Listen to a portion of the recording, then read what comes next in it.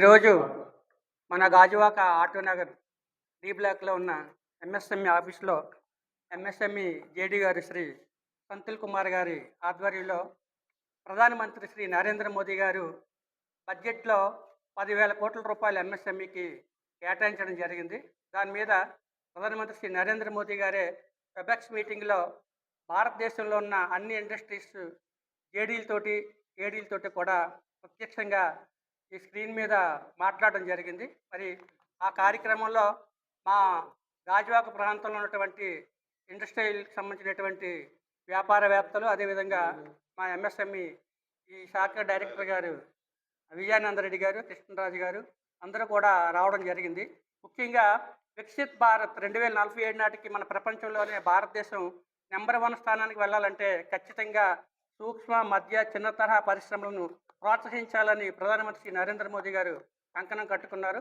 అందుకే దినదినాభివృద్ధి చెందుతూ ఎంతోమంది నిరుద్యోగ యువతకు ఉపాధి అవకాశాలు కల్పిస్తూ ఎంఎస్ఎంఈలో ఎన్నో సబ్సిడీతో కూడిన రుణాలు ఇస్తూ వారిని యువతను ప్రోత్సహిస్తూ అందరినీ కూడా విద్యావంతులు చాలామంది చదువుకున్న వాళ్ళకి ఉద్యోగాలు లేక చాలామంది ఇబ్బంది పడుతున్నారు.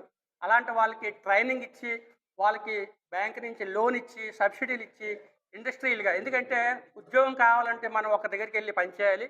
అలాంటిది మనమే 10 మందికి 100 మందికి ఉద్యోగాలు ఇచ్చే అవకాశాన్ని కల్పించిన ప్రధానమంత్రి శ్రీ నరేంద్ర మోదీ గారికి 10,000 కోట్ల రూపాయలు ఈ బడ్జెట్లో మనకు కేటాయించినటువంటి శ్రీమతి నిర్మలా సీతారామన్ గారికి, ఫైనాన్స్ మినిస్టర్ గారికి కూడా ప్రత్యేకమైన ధన్యవాదాలు తెలియజేసుకుంటూ, ప్రధానమంత్రి శ్రీ నరేంద్ర మోదీ గారు మాట్లాడుతూ మూలధనానికి సులభ ప్రాప్తి కల్పించడం, ద్రవ్య లిక్విడిటీ పెంపొందించడం, ఫార్మలైజేషన్ మరియు పోటీ సామర్థ్యం ప్రోత్సహించడానికి 10,000 కోట్ల రూపాయలు ప్రకటించారు.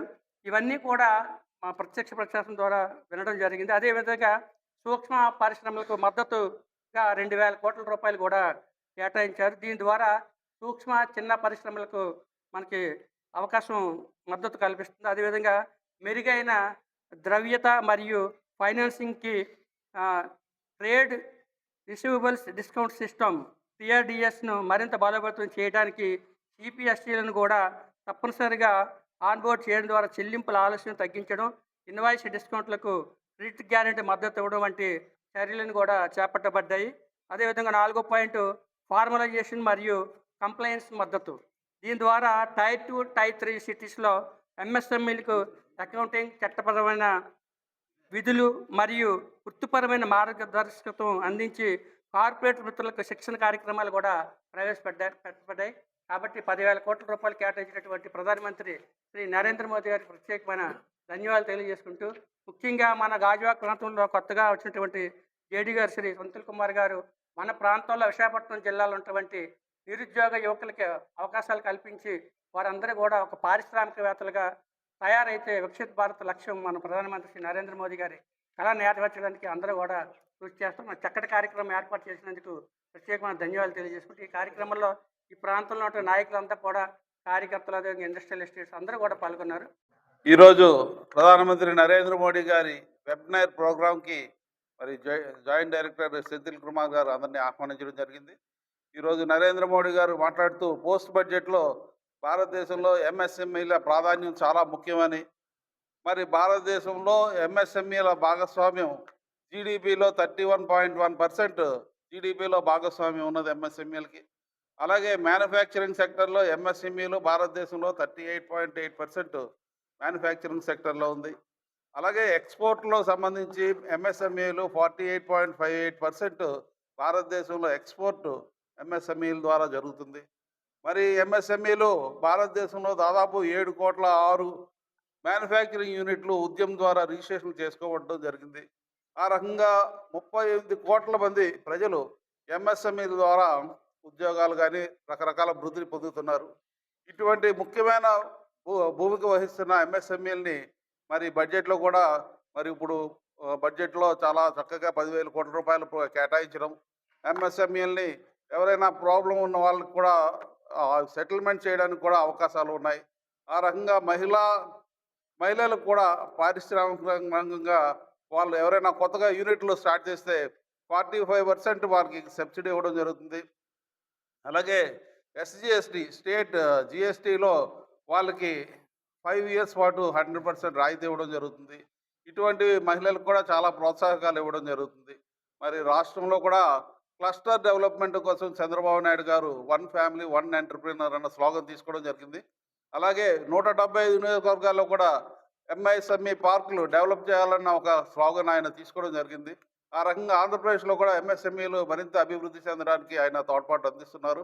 మరి కూటమి భాగస్వామ్యంలో అందరూ కూడా ప్రతి విషయము ప్రతి మీటింగ్‌లో కూడా ఎంఎస్ఎంఈల డెవలప్‌మెంట్ కోసం సూక్ష్మ రుణాలను అందజేయాలని బ్యాంకర్స్‌ని కూడా కోరడం జరుగుతుంది.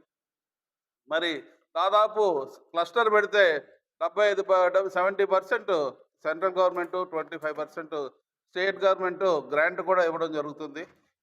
ఈ రకంగా మరి ఎంఎస్ఎంఈలని చిన్న చిన్న వారిని కూడా అభివృద్ధి చేసి మరి మహిళల్ని ఎక్కువగా సూక్ష్మ రుణాలు అందజేయాల్సిందిగా బ్యాంకర్లను కోరుతూ మరి మరింత ముందుకు వెళ్తామని కోరుతుంది అందరికీ తెలియజేస్తున్నాను.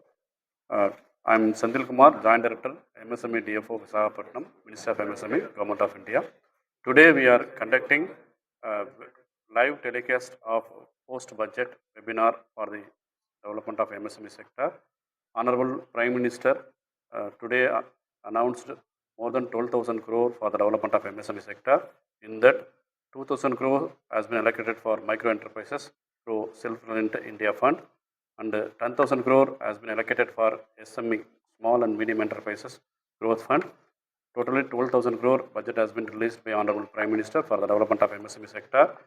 And also all the government department, CPSU has to onboard the TRDS platform to get payment to release to the MSME sector as soon as possible.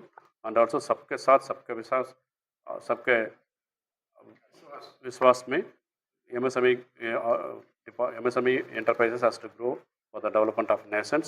And also with this word, Honorable Prime Minister has announced today more than 12,000 crore for the development of MSME sector as a champion of MSME growth. Thank you.